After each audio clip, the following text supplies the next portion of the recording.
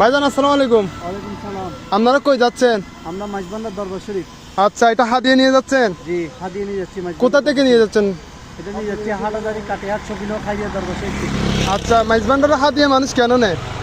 ভালোবাসার উপহার, মুর্শিদের বাড়িতে, মৌলিদের বাড়িতে ভালোবাসার উপহার নিয়ে যাচ্ছে আর কি। এখন আপনারা তো ভালোবাসা হিসেবে নিয়ে যাওয়ার সময় অনেক কিছু বলে, হাদিয়া নিয়ে যায়, এ নিয়ে যায়, সে নিয়ে যায়। এটা সম্পর্কে আপনার অভিব্যক্তি কি? এটা অনেকজন অনেকগুলো বলবে, যাদের ভালো লাগবে না, যাদের কিছু লাগবে না তারা বলবে। আমাদের কে কি বলে এগুলো শোনার টাইম নেই। মুর্শিদের দরবারে সর্বোচ্চ গোলামি করা আমাদের সর্বোচ্চ উত্তম।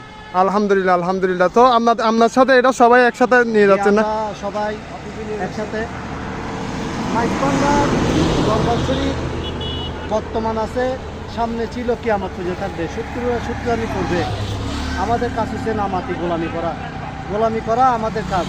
কেউ সাথে দরজা বিবাদ তর্ক বিতর্ক করা আমাদের কাজ না। আলহামদুলিল্লাহ, আলহামদুলিল্লাহ। আচ্ছা, ঠিক আছে ভাইজান, আপনাদের জন্য অন্য পীররা হিংসা করবে, মানুষ হিংসা করবে, কারণ মাইজবান্ডার দরবার শরীফের মতন মোষ গরু ছাগল হাদিয়া কোনো জায়গায় পড়ে না। মাইজবান্ডার দরবার শরীফের মতন মানুষ কোনো জায়গায় আসে না।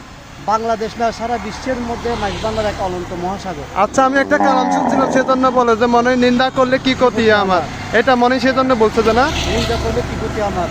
জি জি জি। নিন্দা করুক, নিন্দা করা স্বভাব তার, নিন্দা করলে ক্ষতি কি আমার? আচ্ছা, আলহামদুলিল্লাহ, আলহামদুলিল্লাহ। আচ্ছা, ঠিক আছে, আপনাদের জন্য শুভকামনা রইল ভাই।